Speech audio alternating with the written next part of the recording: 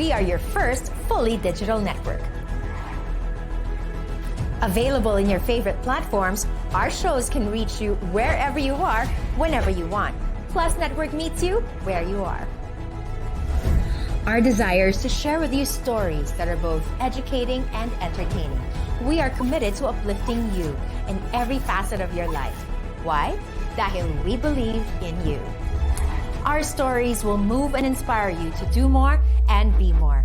From financial lessons to inspirational life testimonies, we will make sure your 2021 will be a year you regain control of your life. Join us as we share with you stories that will hack healthy lifestyles, quick and easy recipes, money matters, parenting secrets, and many, many more. Kami dito sa Plus Network, we are behind you. So sa 2021, hindi na mahirap ang mangarap. Follow, subscribe, and like us on Facebook, LinkedIn, Instagram, and YouTube. And together, we can all be more and be plus. We are where you are.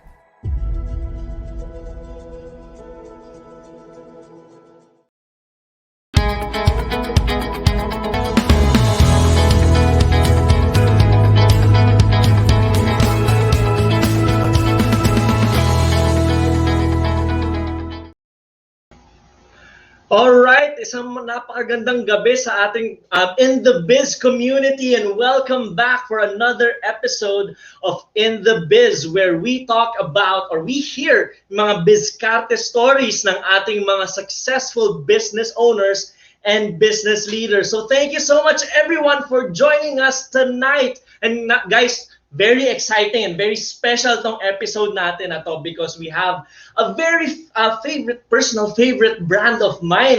So thank you so much for joining us.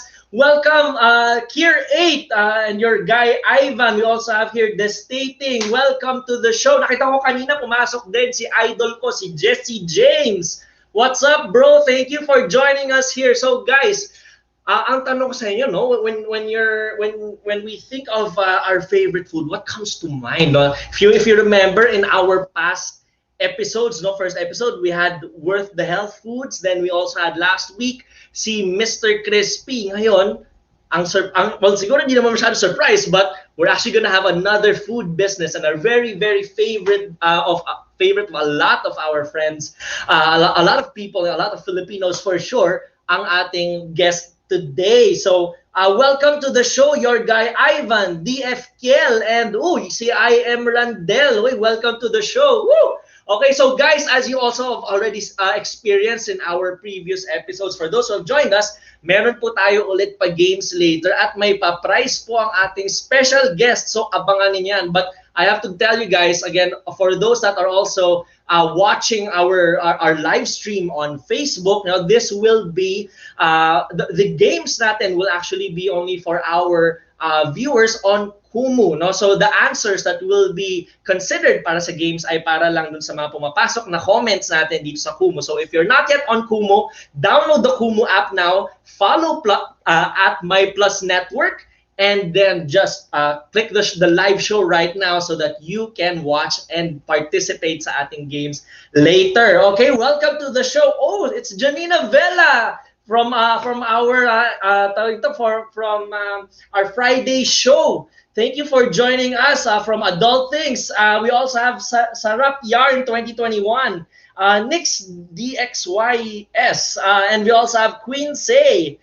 Hello, friend Janina. Hello. Thank you for joining us. So this is really going to be great. Oh, I think we have some friends also from our guest last week from Mr. Crispy. Thank you so much for joining us, Donna. We also have Darlene Maranan 30. Welcome to the show. Welcome to In The Biz. So again, guys, tonight we will be hearing again another successful bizkarte story of a very well-renowned brand, actually, and it comes close to our hearts here. I'm sure a lot of our friends here in the biz community actually would know this brand. So for tonight, guys, our topic actually will be really more on bizkarte ni boss, more on strategy and leadership talk. So tingnan natin, what does it mean or what does it take? Ano ba yung kailangan na strategy natin and leadership to make a business succeed. So to everyone here in our show tonight, everyone watching, feel free to throw in your questions.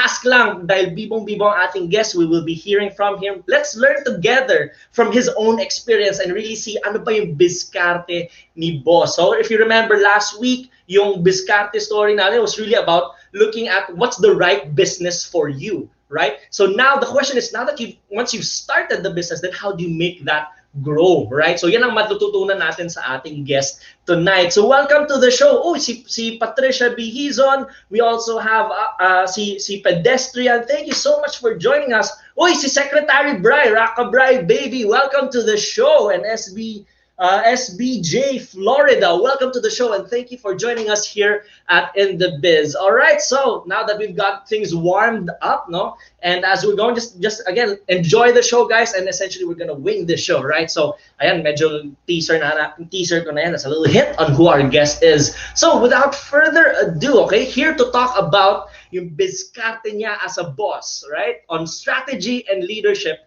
Let's welcome, this is I'm telling you guys, I love this brand even since college, no? Back then, when I was still in college in UP, tinatawid lang namin ang Katipunan to get to one of the branches of this one because sobrang favorite namin, right? Sabi ni Destating, batiin ko lang po ang jacket, lakas maka bad boy. Wow, thank you, Destating. All right, so again, for tonight, our very special guest, please join me, guys, in welcoming the one and the only, the very owner of our favorite Frankie's New York Buffalo Wings, Mr. Ed Filmaro. Hi, Ed! Hi, Raph. Thanks for having me on the show. Hey, Ed, yan, si Boss Ed who is joining us tonight here at In The Biz. Sobrang saya. Woo! Guys, I tell you, diba, sobrang laking brand, and my gosh, grabe, Ed, I love your brand. I love Frankie's since college, dude. I mean, Frankie's got me through the toughest times of my life, especially in college, man. So how have you been? How is everything right now? What's going on with the life of the very Ed Formalo? Okay naman, no? Actually, a lot of adjustments going on, especially with all the changes in quarantine classification. So still never-ending yung adaptation na ginagawa natin, starting with last year pa. So yeah, so far we've managed to make things work, no? So we're very fortunate in that regard. Yeah. Galing. So when we think of you just said adapting, no? How have you been adapting as you Ed Fermalo? Are you just working from home? Do you still go to the office? Kamusta ang diskarte or biskarte natin dyan, Ed?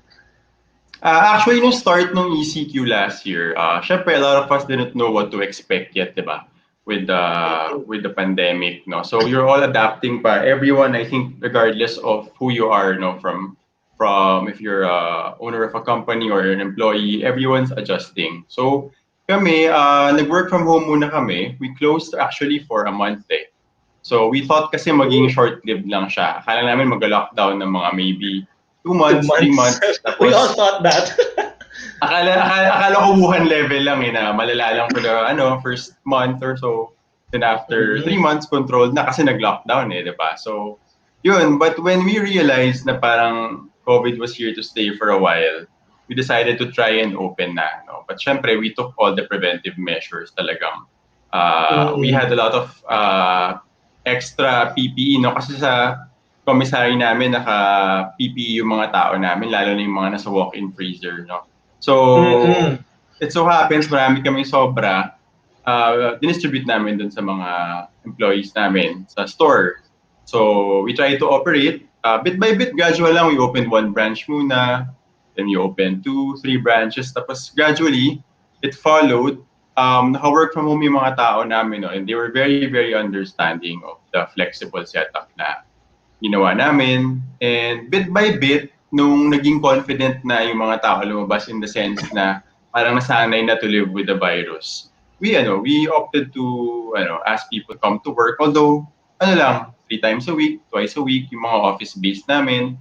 So, yun, it was just a gradual adaptation. And I think it's the same for everyone in the industry and everyone in the country in general, no? So, yun, we had to, we put up our own ordering website also, orderfrankies.com. So, nag-shameless plug na ako. Yeah, well, We're yan yung also para sa available kita on natin. GrabFood. Yeah. Yun. Yeah, actually, magagamit niyan later. So, yun, para lang to help augment din yung third-party delivery sales namin. No? So, yeah, we had to go digital. We had to be more aggressive with our online presence kasi everybody was home and everybody was online more often. So, we really try to take advantage of that opportunity to be more present pa rin sa lives ng mga tao. Even when we were close, we kept posting para people would keep us top of mind pa rin. We'd always remember Frankie's na pag pwede na, kakain ako sa Frankie's. No? So, yun. Yung mga takeouts din namin, we put notes, no, telling people to transfer to their plates at home para lang at least extra safe pa rin, 'di ba? Parang lang, added measure lang to make them feel more safe when eating our food. Oh wow, that's great. That's So, very yun. responsible, and at the same time, no, parang it's really still staying connected. Even just that small gesture ng may ganong note is parang you're really connecting with the customer. Ang ganda nun, ang galing nun. I just wanna look at the comments din ng ating mga kasama natin dito sa show. Si Pedestrian says, I love Frankie's. This dating says, Thank half you. dozen po ng salted egg at classic with blue cheese dip. Oh my God, that's my favorite. I think lahat tayo may kanya-kanyang favorite flavors and dip combination. Personally, ang favorite ko actually is yung tawag dito, yung classic, yung original na salt and pepper, but I always go with the truffle dip, guys. Sarap nun. We also have here si Janina Vela of Adulting says, Frankie's favorite food sa SM Aura. Si Gets Lahara Linese says, suki ako niyan. And your guy Ivan says, salted egg, hashtag for the win. Oh my gosh, ang sarap-sarap nun. We also have here si Destating says, sarap ng Frankie's kahit yung rice lagi sobrang mainit. 15 billion out of 10 ang rating. Nako, Ed, grabe, dami na. Thank you. Sobrang, Thank you. Yeah. I mean, like, dude, even in the quarantine, I'm telling you, man, I mean, pagka yung tipo, after a long day of working from home, last year, nung nalaman ko open na yung Frankie's, like, shucks, kailangan ko magpa-deliver. And that just, naging comfort food ko din yan, man. Sobrang sarap, right? Thank you so much. I mean, ibang klase talaga yung experience. Oh my God, those wings are being flashed right now. Nakakagutom. Like, nako. I'm sure our friends here, mga ating In The Biz community, masanay na we're always getting hungry here on the show. All right. So, pero yun, Ed, actually, I'm sure everyone here has been asking the same question all throughout since you started. Ang malaking tanong ng lahat lagi, ang malaking tanong ng publiko is, sino nga ba si Frankie? So who is really Frankie? That's the biggest question. Ed, why don't you dispel that mystery now? Sino si Frankie? Actually, Raph, you're not the first person to ask that. Every time may meeting kami, supplier or partnership or even landlord, first question nila parate, sino si Frankie? So it's a very valid question kasi if you look us up, my name is Eduardo, and my partners are named Kevin and Kevin, no? Also, our other partner naman is Grace. So, no one there is named Frankie. So, talagang natural na yun yung unang iisipin ng mga tao, no? Sino ba talaga si Frankie? So, actually, when we decided to put up a wings place, syempre we researched muna the roots of buffalo wings. And we found na it was, it had Italian-American roots from Buffalo, New York. So, parang unang impression namin, parang we have to make it Italian-American kasi we wanted to feel authentic eh. Diba? If pinangalan namin Eduardo's, para naman burrito or taco binibenta namin. So, pag sila Kevin naman, baka parang burger naman yung binibenta. So, talagang we wanted to make it feel authentic. So, we wanted to look for something Italian-American. So, talagang we felt, ano ba yung pinaka-Italian-American sounding? Like, Frankie, diba? So, yun yung una namin naisip. Then, nung nag-research pa kami, we saw na yung nag-invent ng buffalo wings is a couple named Frank and Teresa. They had an anchor bar in Buffalo. So, nagkataon pa, na-tsempo lang. So, parang lalo pang na-validate sa amin na talagang meant to be. This is the best. This is the perfect name for us, no? So it's really meant to be. So yeah, we opted talaga to go with Frankie's. Tas syempre, people had to know who we are, lalo na nagpapakilala pa lang kami. So we really emphasized yung New York Buffalo Wings para talagang the moment you see Frankie's, di ka magtataka. Frankie's burger ba? Frankie's sandwich, diba? Ang daming possibilities eh. So talagang we made it straight to the point na Frankie's New York Buffalo Wings. So yeah, that's the story behind the name. Ang galing. And actually, speaking of that name, the tagline na New York Buffalo Wings, actually, one thing I noticed, a lot of people would always think na ang Frankie's is actually an imported or global brand. Paano niyo nagawa yun, no? Na very successful that people actually thought na it's a global or imported brand. Tapos pag nalaman nila na it's actually owned by Filipinos, they're like, wow, talaga? So how do you guys do that? Actually, we were inspired by a lot of brands that even kami before we thought were imported, no, but came from abroad. Pero later on we found out na local brands. So sabi namin it can be done, 'di ba? Parang hindi naman porket local company or Filipino company it means it's of lesser value, 'di ba? Or lesser quality, 'di ba? So, yun at the end of the day talaga parang what's most important is how you brand it eh. You have to stay true to the roots as much as possible. So that's why we incorporated yung New York vibe. Buffalo actually is in the state of New York, no, but Buffalo Wings didn't come from New York City, NYC. So the city of Buffalo is second largest in the state of New York after NYC.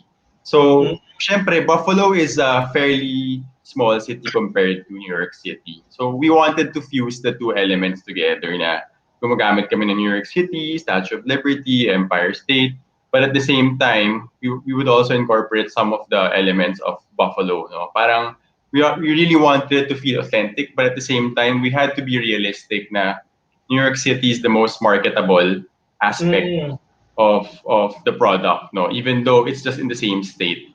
So, yun. And when we decided kung ano yung brand colors namin, we really stuck to it, even though we were a startup back then. So, we started with just 7 employees back in 2012. Wow. But sabi namin, we have to make sure na yung branding natin on point. Kung ano yung gusto natin convey.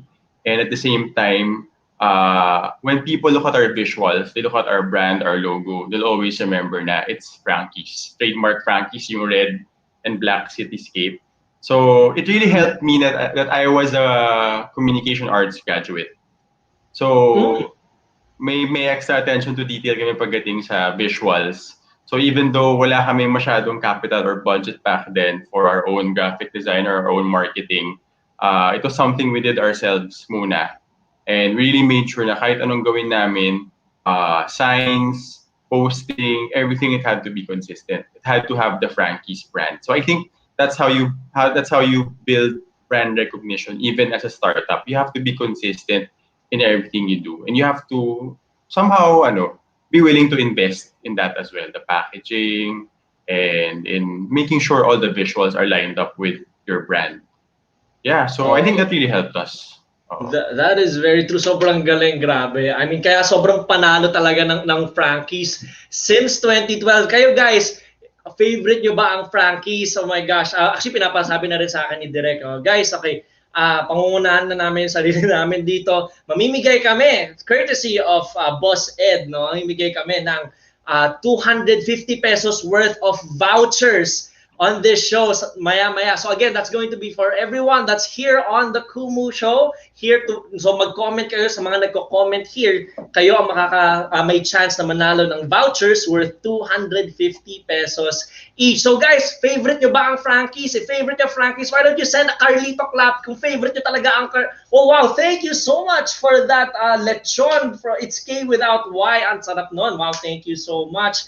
Si Camacho Yolanda says, mine gets Lahara Lineses. Mine, ako mag-aagawan sila for the vouchers kasi napakasarap talaga naman ng Frankie's since 2012. My gosh, when you started, I was just starting college. Kaya sinasabi talaga, it was with me through the hardest times even in college, man. Sobrang sarap talaga ng Frankie's. Lalo na nung tinayo yung UP Town Center, tinatawid lang namin yun. Tapos just to get that taste of New York, those New York buffalo wings ng Frankie's. Thank you so much, dude. Anyway, so I just wanna there's something that you mentioned nga pala, Ed, no? That's, I think, very very interesting and very inspiring. You mentioned that you're actually in com arts, was it? Yeah, commerce. Com arts, yeah, Yeah, that's yeah. amazing. Kasi a lot of people typically think na para makapag-start ng business, you have to be in a come from a business background, either business family or you come from a business course. But your story, yan mismo, is proof that it doesn't have to be. Tell us more about that. No, what really pushed you and inspired you in leading Frankie's, even if given that your background is really in that, com arts, and how did that help you build the brand of Frankie's? Actually, yeah. So my parents are actually doctors, no. Mm. So again, they're more of professionals. In terms of business, talagang very minimal din yung experience, no. So mostly, I had relatives siguro who had businesses, but in terms of direct experience, medyo minimal because nga more of ang experience ko growing up was going with my parents sa clinic nila, surrounds nila sa hospitals, no. So medical missions. In terms of direct business exposure, it was very minimal, no. But it really helped though that I went to school in Xavier, no. Mm. So from there, talagang syempre, I think being a Chinese school, a lot of my friends, my classmates had business had family businesses, no? So, parang, ewan ko parang na-condition din ako to a degree that parang growing up, even though di mo talaga alam kung ano ba yung meaning ng businessman, na parang you wanted to be a businessman, kung tatanungin ka what you wanted to be when you grow up. So, parang ako Mm. automatic answer, ang generic answer kasi doon, parang answer siguro ng mga 50% of students would be, I want to be a businessman. Even though nobody knows what exactly a businessman does. Nung maliliit pa kami, nung kids kami. So, That is so yun yung true. generic answer eh. So, somehow, yun nga, medyo, siguro may konting creative tendencies din ako. So, leading up to college, I decided to pursue communication arts instead, no? So, yun. But I guess that part of me never really left. Even though I thoroughly enjoyed yung course, filmmaking, photography, I was bad at that. I almost failed that. But I really enjoyed that part, no. Pero I guess when I graduated na, I still hung out a lot with my high school friends. And I think, and sila, they're very aggressive. That's their mindset to start a business, which also Mm. influenced me na I wanted to do. So I worked for a company muna after graduating for just 3 months. Then it didn't seem like it was for me. So I didn't know what to do eh. Kasi diba, when you're graduating, you always tell yourself na uh, I'm gonna be this, I'm gonna do that, diba? I'm gonna get a job that pays me 20K, 25K, alam mo yun? So Yeah. it all seems so easy when you're about to graduate. And once you graduate, the real world really hits you. No? Mhm. So the real world hits you, and I didn't realize na ganun pala kahirap, even just to be employed. No? So when it didn't work out for me, I wasn't sure what I was gonna do next. And I was hanging out with my high school friends, Gilbert and Mark, and they were Mm. telling me they were gonna put up parang shawarma stand. They wanted to do something like that. No? So we were 22 at the time, 21, 22. So yun, and they asked if I wanted to come along. Kasi yun nga, I was about to leave my job na. So yun, and I said, I have nothing to lose. Why not, diba? So we tried it Mm. out, and ultimately that first business named Kima Kima, we sold beef kima, shawarma, kebabs. It worked out for a while, no? It worked out for a while. We also partnered with another friend named Charles naman, so apat kami. It worked out for a while, but unfortunately, they had to put up a condominium on the property. So we had to Mm. close that first business. But after that, wala parang I enjoyed it. I really enjoyed it. Parang I realized, sabi ko, ito yung calling ko. This is what I want to do. So even Yeah. though wala akong business background, Nako, nag-freeze yata si Boss Ed. Nako, pero you know guys, I totally agree with Boss Ed on that, so 'di ba? siguro yun nga, Oh, he's back. Are you there? Yun, we lost you for a bit there, Ed. Can you hear us? Alright, medyo nagkakaroon lang yata ng technical difficulty si Boss Ed. But you know, guys, I totally agree with Boss Ed kasi iba talaga yung level of fulfillment when you're able to run your business. But you know, guys, actually, another very fulfilling thing at very filling for sure, mararamdaman ninyo dito once we get started. Are you guys excited? Kasi magpapaulan kami ng mga vouchers worth 250 pesos on Frankie's. Are you guys excited? Come on, send us a Carlito clap. Are you guys excited? Gusto nyo bang makakuha ng 250 pesos worth of vouchers from Frankie's? Why don't you, come on, are you guys ready? I-stretch na yung mga fingers ninyo. Get ready with your thumbs. If you're on your phone or if you're on a PC, get ready to type fast dahil magpapaulan tayo ng 250 pesos worth of Frankie's vouchers. Guys, napakasarap niyan. Makakatikim kayo ng din, or you can have it for dinner tonight or tomorrow, di ba? For your own very own Frankie's na courtesy of Boss Ed Fermalo. All right. So with that, guys, oh yes, Boss Ed is back, and welcome back, Ed, and we'll be having now our 2 picks, 1 word. So for everyone who's been here before, all right, you already know how this goes. We'll be flashing 2 pictures and then hulaan ninyo kung anong word ito. So ang hint na lang natin dyan is siguro may kinalaman sa Frankie's. Bangan natin yan, ha? So guys, are you ready? If you're ready, why don't you send us a Carlito clap kung ready na kayo para manalo ng 250 pesos worth of vouchers. Ready na ba kayo? See, your guy Ivan says, mine 250 voucher. I am Randel says, woohoo! Christina Annette Cirque says, yay! And Plantita 711 on the wings of love. Yes, wings of love talaga yung Frankie's, guys. All right, DFKL is ready. Pedestrian is ready. Destating says Gina. All right, so let's see our first set for our 2 picks, 1 word Frankie's edition. All right, ano yan? Sino yan? Is that? It's Johnny Depp. And then what's that? My doctor, may kinalaman ba yan? Dahil ba doctor both parents ni Boss Ed? What do you guys think? All right, John Stone Steel says Caribbean Jerk. Oh yeah. Plantita 711 says let's wing it. Kier 8 says Caribbean Jerk. All right, are those all the answers, guys? Ayaw nyo ba manalo ng 250 pesos worth of vouchers? Wala na iba sasagot. Okay, let's see. Let's reveal. What is this? Caribbean Jerk, that is correct. Ang una nating winner dito is John Stone Steel. Congratulations. Galing. Galing. I mean, siguro favorite flavor niya yan, ano? Very interesting. Maybe we could talk a bit more of the flavors when we get back to the discussion. Let's look at the next one. Oh, ano to? I see a fireplace and ano yan, mga sticks on a grill. Oh, ano yun? Nawala. Take two. Ulit. Practice lang yun, guys. Practice lang. Ito talaga yung totoo natin for this one. All right. So, guys, what do you think this is? Ano yan? May nakita. Ano yun? Bawang and what's that powder over there? All right. It's K without Y. Naka-all caps pa. Says garlic parmesan. Pedestrian says garlic parmesan. Hebrews Highland says garlic. Claire 8 says garlic parmesan. All right. Si Destating says garlic parmesan. It's K without Y says favorite. All right. Sarap kasi talaga naman nga nito, di ba? So, all right, let's reveal what is this flavor.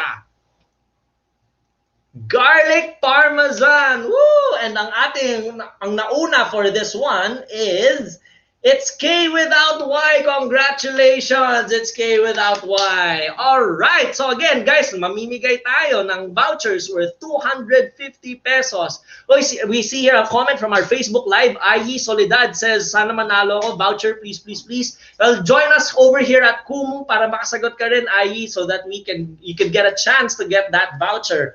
All right, we're down to our fourth one for this game. Ang title ng ating game is Guess That Flavor. All right, so guys, what is this? We're seeing that we're seeing that ano yan? That looks like a fireplace, and then meron mga sticks on that grill. Oh, Clear 8 says Hickory Barbecue. DFKL says Hickory Barbecue. John Stone Steel, Hickory Barbecue. Destating Hickory Barbecue. Camacho Yolanda says barbecue. All right. So this is actually this is already the last one, guys, for our first round of our games tonight. So meron tayong second game. Don't worry, meron tayong second game maya-maya. But for now, this is our last one for this round. So let's reveal, what is this Frankie's favorite? Hickory Barbecue! Alright! So, sino yung pinaka-nauna natin dito? That is Claire 8! Hickory Barbecue! Congratulations, Claire 8! Right, congrats! So, nako, get ready na lang. We'll be contacting you para makuha ninyo ang inyong voucher to order on the newest website of Frankie's to get your own buffalo wings. Alright, so let's get back to the discussion right now. Alright, so Ed, you medyo naputol ka lang pala kanina, no? But that was a very nawala sorry. Oo nga, nawala, sayang. But I really love that discussion. You know, it's really true na ibang level ng fulfillment to really be able to start your own thing, right? But when you mentioned that na medyo tawag dito there came that point na you had to shut that shop because merong dadating na bagong development doon. How did you go on with that, right? Oh, and by the way, for our viewers here, to our friends, if you have questions for Boss Ed, just feel free to ask questions as well, para we can also pick yung brains ni Boss Ed. All right. So with that, again, Ed, what kept you going further pa rin, even if at that point you realized you had to shut that first shop?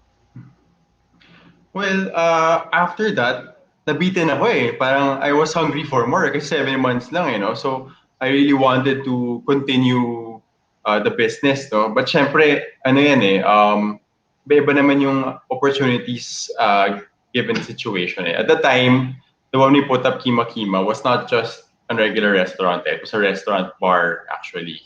No? So we were young during that time. We were in our early 20s. No? And Raph, I'm sure pinagdaanan mo rin yan, diba? Yeah.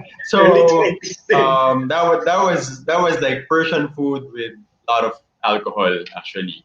No, so we were open till early morning. Panggutom lasing. But anyway, basically what happened was when we had to close it, I felt that the food was good by itself, that it could carry itself. So I asked permission from my partners if I could continue it. Kasi nagkanya-kanya sila. My other partner, he put up a pizza place, which is still standing today. He has a couple of branches.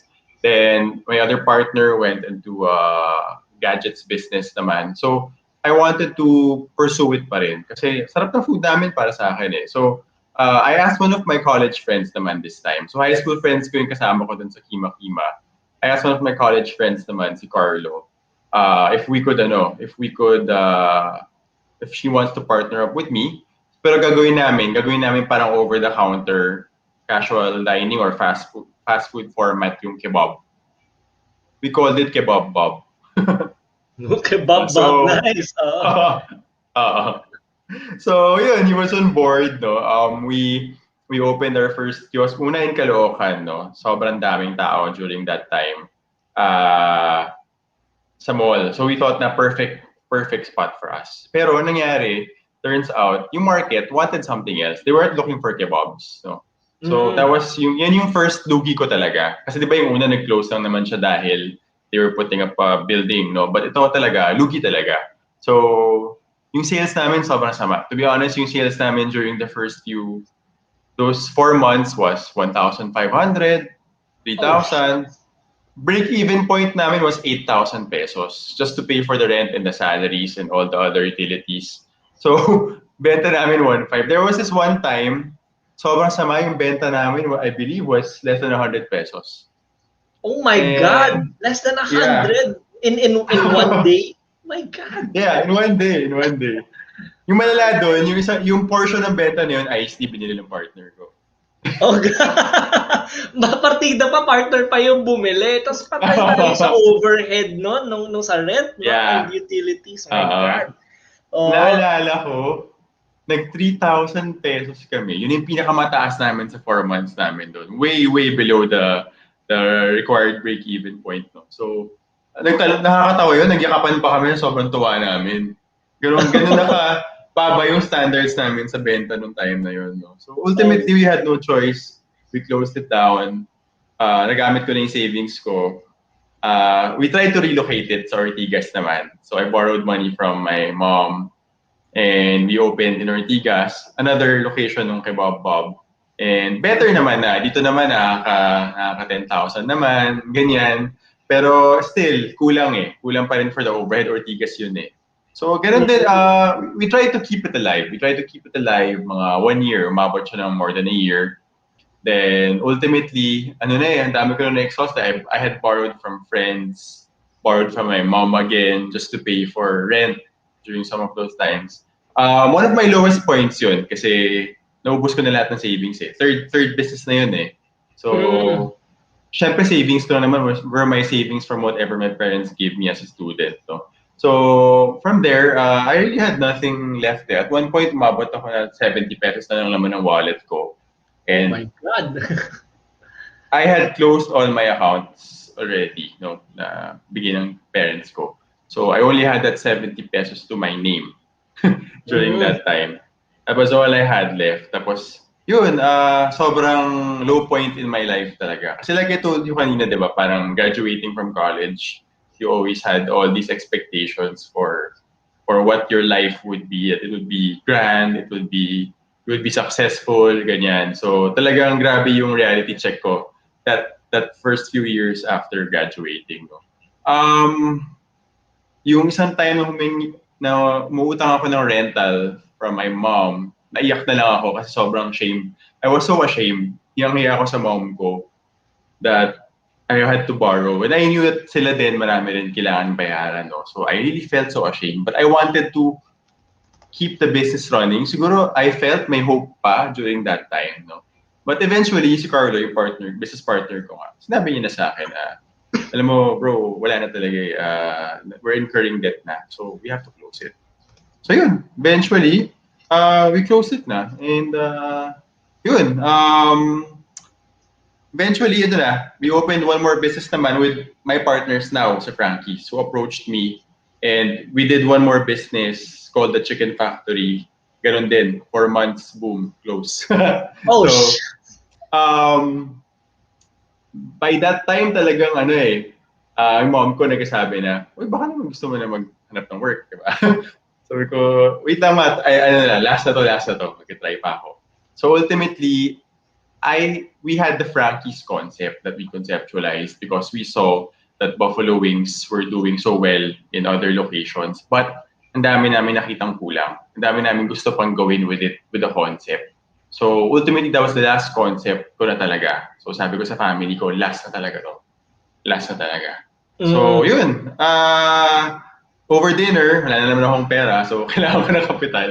So kumakain kami lahat ng family ko. I have 3 siblings. Ako yung youngest. No? So bigla akong blurt out. Sabi ko, I need X 100,000 pesos.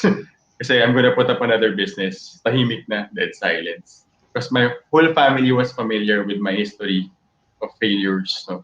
So, even my mom, syempre, dami ng beses pinutang ako. So, I understood naman kung ayaw na niya. Ultimately, my sister and my dad helped me put up the capital we needed for Frankie's. And yun. Okay na. From there, we applied whatever we learned from the failures. And thank God nag-work out siya. Ayun. So, haba ng story, paano ako napadpad sa food business. Ang galing. Ang ganda nung that resilience talaga, no, para talaga siguraduhin na kahit na ilang beses nang bumagsak, tuloy pa rin, tuloy ng tuloy. And babalikan natin 'yan, pero we'll be having another portion right here dahil ito inaabangan natin to. We'll be having a special guest contender to join us tonight dahil tayo ay magkakaroon ng munting mukbang para our own version of Wings Mukbang ng Frankie's. Alright, so let's welcome our guest contender. Makikipag-compete with me for a chance to get a voucher total of 750 pesos worth of Frankie's voucher. So pakilala na natin si Ivan Dioso. Let's see him on screen. Ivan, hi Ivan. Ready na, ready Hello na. guys! Magandang gabi po Alright. sa ating lahat. Ready na ba? Okay, so guys, nakikita ninyo.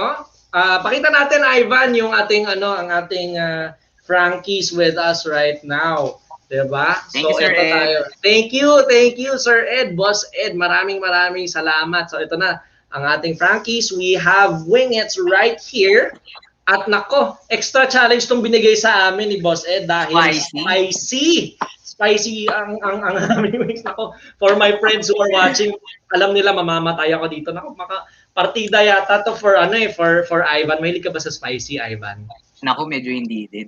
Okay, sige, okay, patas ang laban. All right, so we will be having 2 minutes to finish. Tas kung sino unang makaubos or yung may pinakamaraming maubos, siyang panalo. At ang ating judges, none other than si Boss Ed of Frankie's. So welcome to the show also, Lolly. Thank you for joining us. Also, sabi ni Patricia Bison, sana all get says penge and it's came without prices. Kakain po ako ng 3,000 pieces kahit walang paglalabanan. Iba talaga kasi sarap ng Frankie's, diba? So guys, send a Carlito clap if you are hashtag Team Raf, and send a Carlito hug if you are for Team Ivan. So tingnan nyo, sino yung mananalo sa ating contest ngayong gabi? Okay, sino tingin nyo? If you're for me, send a Carlito clap. If you're for Ivan, send a Carlito hug. Alright, so tingnan natin. Alright, ready na ba tayo direct for our timer? We'll be having 2 minutes on the clock. Alright, sige. So, are we going to have any timer right now? Clean off the bone, ha? Off the bone. Okay, sige. Dito na. Nag-cue na si Direk. 3, 2, 1, go! Alright. Sige. Go.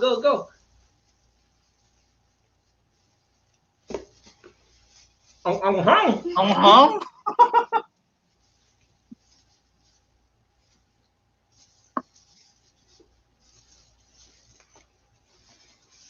Anghang?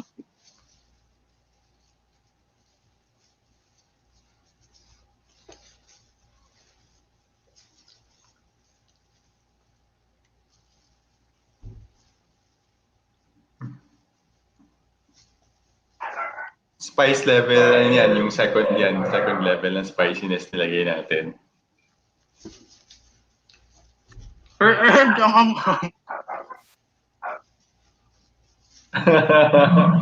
Sobrang...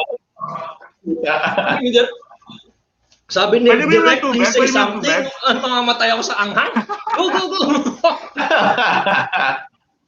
Dude, grabe. I'm dying. Si Ivan, mukhang sanay sa mga si Ivan, tuloy-tuloy. Nagpapawisan ako, grabe. Nakadaan ka kasi. Okay. Nung nakita ko naka-leather jacket ko, sabi ko, yari ito eh. Ay talaga, no? Oh my gosh, nag-practice pa ako nito. Naghanap ako, ano ba yung tricks to finish yung makakain ng wings na mabilisan? Ang hirap, ugaanghang.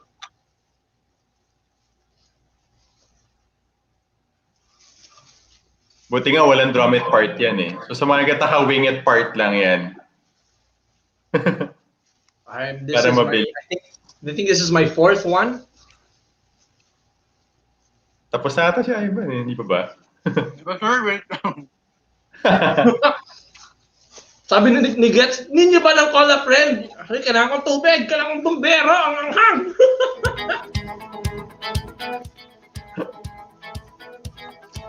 Okay, 8:45 daw, we stop na. Okay, sige, medyo mabait si So again, guys, if you are for me, send the Carlito hug. If you are for Ivan, Carlito hug kay Ivan, Carlito clap for me. Alright, sige. Send water din. Oh my God. Pasend naman ng super halo-halo kasi ang anghang nito, guys.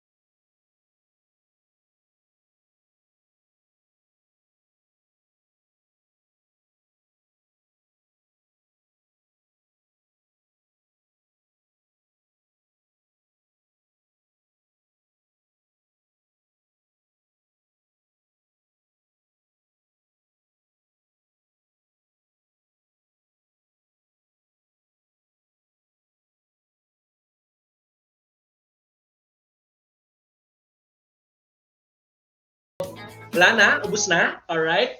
So, clear tayo. Here's my plate. Pakita natin kay Boss Ed. And let him be the Boss judge. Sorry, Raf. Ang linis nung kay Ivan eh. So, congratulations, Nadali ka na ng Ivan. leather jacket eh. Oo na. Partida Thank you, ka para Boss sa Ed. yan. Thank Oh you. my God. Congratulations, Ivan. So Ivan gets Ivan. let me catch my breath first. Oh my God. Oh gosh. All right. Water muna, water. How was it, Ivan? Nag-enjoy ka ba? Oh, po, grabe.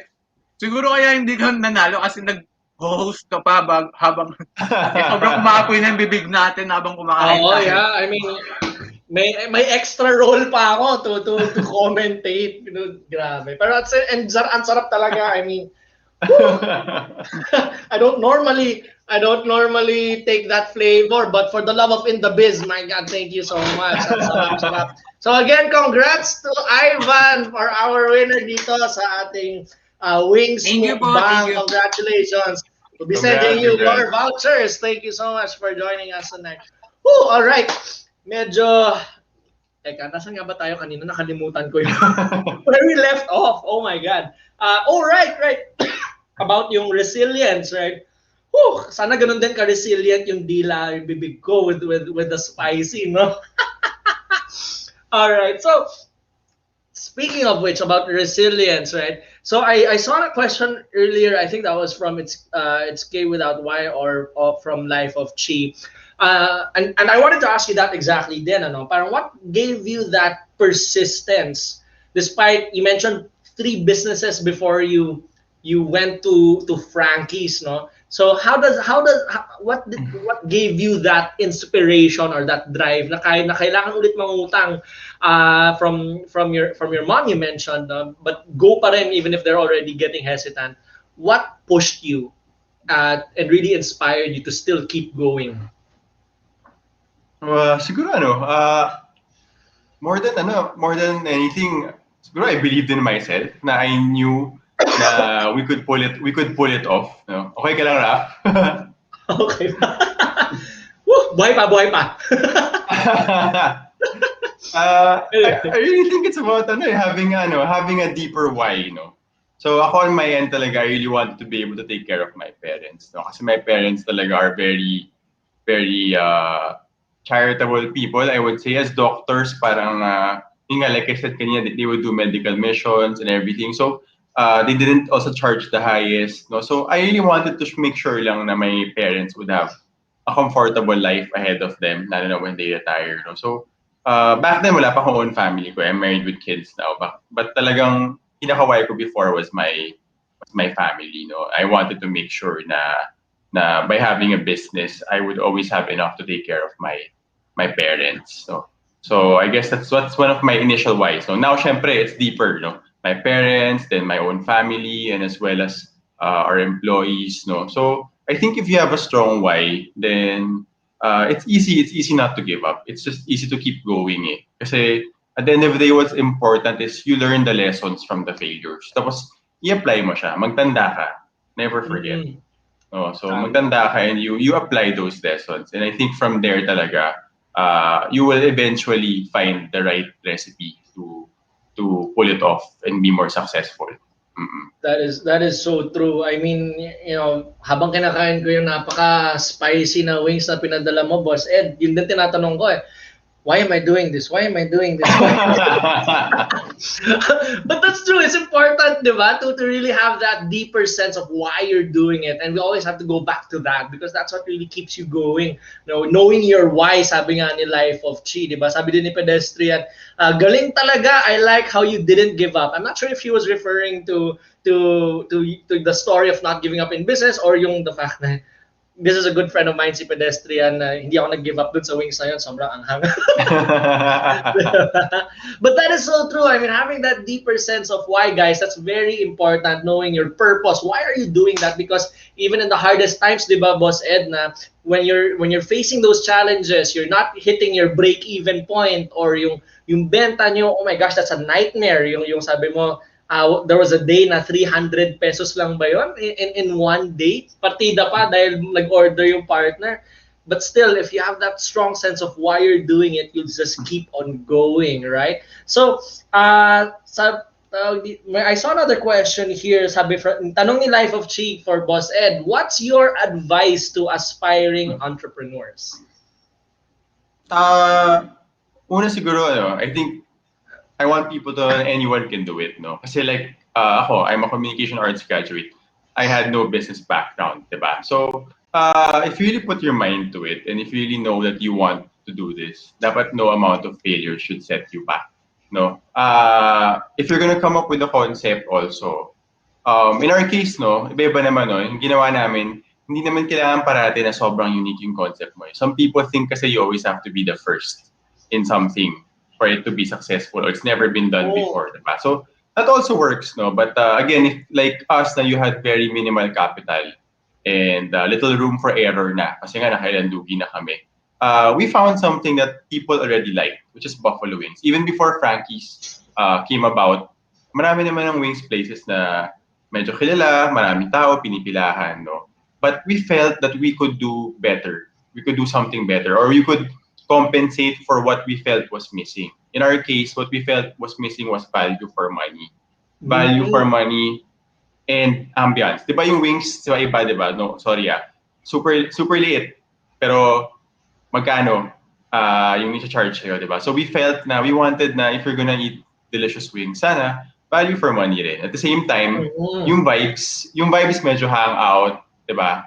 A place you could stay in for a while. Like sabi mo nga sa UP Town Center branch namin before, kami yung first branch namin, City Golf, we wanted to make sure niya talagang conducive siya to hanging out. Not like yung nakita namin dati nung time namin bago kami nag-Frankie's na fast food yung vibe or very, parang hindi na masyadong in-effortan yung ambience. Parang kain ka lang, alis ka na. No? So we wanted to combine yung elements na we felt was missing sa experience. No? So you can look for a product na pwedeng established na. But if you feel na it could be done better, then by all means, then you should go for it. And I'm sure yung mga tayo ng wings places ngayon, baka may nakita silang pwede namin gawing better on their end para sa kanila. Diba? So they put up their own and they try to add their own elements. So alam mo yun, ano naman yan it's fair game for everyone. And if you feel na there's something that could work and you can add new elements to it, then go for it, diba? As long as you execute properly, you compensate for yung nakikita mong kulang. No? So, masasabi ko lang na it doesn't always have to be a new product. It could be or it could pwedeng hindi rin, diba? So what's important is you have a plan for it. You have a plan for it, you have a vision for it, and you follow through as much as possible. Then you make the little adjustments along the way that you have to. So, yun. That is so true. Yeah.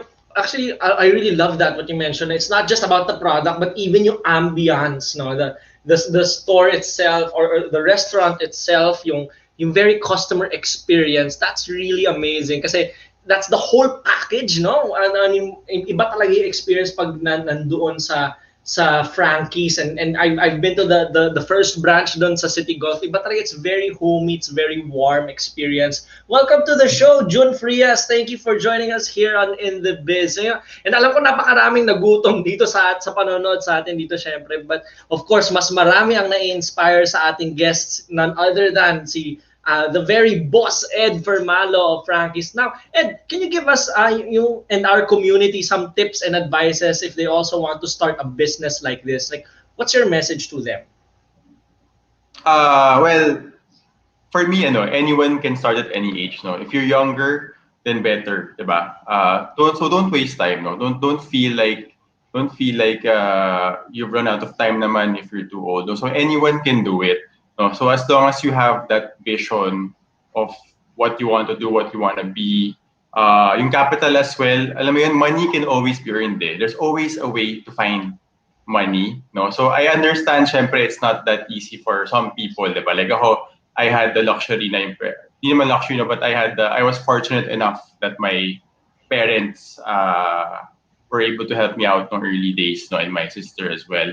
But yung time kasi yung pinaka-important eh. Time you can never get back. No? Mm. So, take the chance, take the opportunity, yung capital, yung money, you can always find it. If you have a great idea, if you have a great concept, then pursue it and go for it. No, don't waste time. So as long as you have that vision, then you can do anything. No, and again, ako wala rin akong culinary background, wala akong business background. No? But one thing I can also add is as soon as you can afford it, get help, get people Mm. who have other ideas, who know more about certain aspects of the business. And I think one of the reasons the business really took off in the last few years because we have people who care enough to start with a startup, then help the owners, coming owners, build it from scratch and make it bigger, make it better. No? So if you can find the right people, empower and delegate, then have the vision, then don't waste time, no? Just take advantage of your youth if you're still young. If medyo may edad ka Mm. na, then it doesn't matter. Di ba si Colonel Sanders pa yun, sa KFC? He was in I his think he was in his 60s. 60s when Yeah, when he he found, started. Oo. Nak Nako, there's medyo no na. specific profile for who should be a Mm. business person. That's true. That's true. So ayan guys, you heard it yourselves from the very owner of of Frankie, si Boss Ed, and because that's really true. Age is just a number, and yung ang ating capital that can be earned, right? And you can always find help. All right. So as we said also earlier, may isa pa tayong game. So let's get right to that dahil meron pa tayong mga vouchers na papaulan natin courtesy of Boss Ed of Frankie's para magamit ninyo sa website to order online ng Frankie's. All right, so let's get to it para mamigay na tayo ulit ng 250 pesos worth of Frankie's vouchers. All right, so let's see that right now. Our game is yeah or nah. All right, so this is our version of true or false. So tingin nyo, totoo ba? Yung mga statements na makikita ninyo will be having 3 winners for this. All right, so be ready to type yeah or nah. All right, so let's game. Let's see our first statement right here. All right, so the buffalo chicken wing was actually created by accident. Tama ba? Totoo ba? Tingin niyo ba, is it serendipitous or was it really planned? All right, Johnstone Steel says yeah. Claire 8 says yeah. DFKL, yeah. Pedestrian, nah. EM Drew 28 says yeah. Patricia B. Hizon says yeah. Let's see. Let's reveal. What is the answer? Is it yeah or nah? Yeah. All right. So the owner of the bar received chicken wings instead of chicken necks as ordered. So she started making up chicken wings to serve her customers. They are called buffalo wings because they became popular in Buffalo. All right. So ang ating winner, ang nauna dito is si Johnstone Steel again. Congratulations. Nauna siya to say yeah. That is the right answer. All right, let's see the next one. All right, the average American eats 80 wings per year. Is it yeah or nah? Tingnan natin dito ba sa Pilipinas kailan sa atin. DFKL says nah. Haro Aki 19 says yeah. EM Drew says nah. Pedestrian nah. Patricia B. Hizon says nah. Okay, what's the truth here? Is it yeah or nah? Reveal nah. They actually eat 90 wings per year. Ang lalakas na kumain ng ating friends from the Americas, right? So there is no denying that chicken wings have become popular staple there in America. All right, let's see the last item for our final winner tonight para makakuha ng 250 pesos worth of vouchers. Sabi nga dito ni Johnstone Steel, ay ako 100. Ay grabe, daig pa niya Americans. All right, see, yeah or nah, the world record for most chicken wings ever is 444. Is it yeah or nah? All right, so we have here Leandra Nicol Nastor says yeah. EM Drew says yeah. DFKL, yeah. Leandra says nah. Claire says yeah. And Johnstone Steel says yeah. All right, what is it? Yeah or nah? Okay, in an eating event known as the 2015 Wing Bowl, a man by the name of Patrick Bertoletti ate 444 wings wait, 444 in just 26 minutes. Oh wait, so the answer is yeah pala. It's yeah. Sorry guys, typo lang pala. It's yeah. So the answer is 444 yeah. All right. So ang ating winner ay si Leandra Nicole. Is that correct? Sige, we'll just be validating that. All right. So congratulations to our winners na makakuha ng 250 pesos worth of vouchers from Frankie's. Congratulations! All right. And of course, unfortunately, we're running out of time, but thank you so much, Boss Ed. Ang ganda na story, napaka-inspiring. I'm sure everyone was very inspired by your story. And of course, Boss Ed, feel free to promote our very favorite, of course, Frankie's. Do let us know, how can we order now online, and then how can we catch more of Frankie's? Thanks, Ref, for having me. Yeah, you can order us via orderfrankies.com. We're also available on Grab Food, and actually we have multiple locations, so you can look it up sa orderfrankies.com or frankiesnywings.com. All our branches are there all over Metro Manila. So you can walk in, take out, you can dine in at a limited capacity at some of our locations as well. So thank you so much, Raf, for having me. Palakpakan natin si Boss Ed. Alright, thank you so much, Boss Ed. And you guys, alam niyo na, so just go to orderfrankies.com, and for those are lucky winners na nakakuha ng vouchers. Si Ivan, na tinalo ako sa mukbang. Congratulations, guys.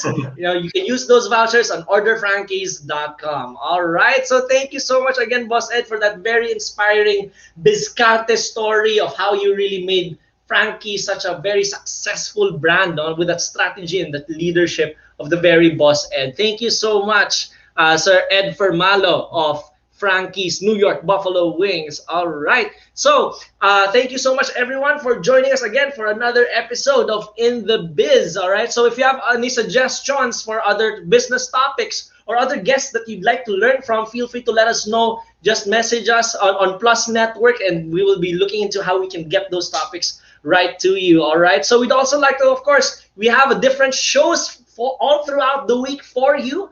On Mondays, we have Pick a Side hosted by Chuck Araneta and El Banal for your sports talks, right? And yung mga debates natin dyan on everything about sports, all right? We also have, of course, on Tuesdays, your favorite show, saan kayo lagi nagugutom so far, and lagi tayo may pa-games and prizes. That's In The Biz, hosted by yours truly, where we really talk about yung mga Bizcate stories ng ating mga successful business owners and business leaders so that you too can start your own business. We also have on Wednesdays, Plus Talks para sa Pinoy, hosted by MJ Lastimosa. So this is more on the inspiring stories of our fellow Filipinos. We also have on Thursdays, Seaworthy, hosted by Coach JC and Brother Randel, more on the educational and motivational talks about how you can really succeed in life, right? And really see the worthy in everything that you go through, right? And then every Fridays, we have Adult Things hosted by our good friend Janina Vela, more on personal development and all things adult things.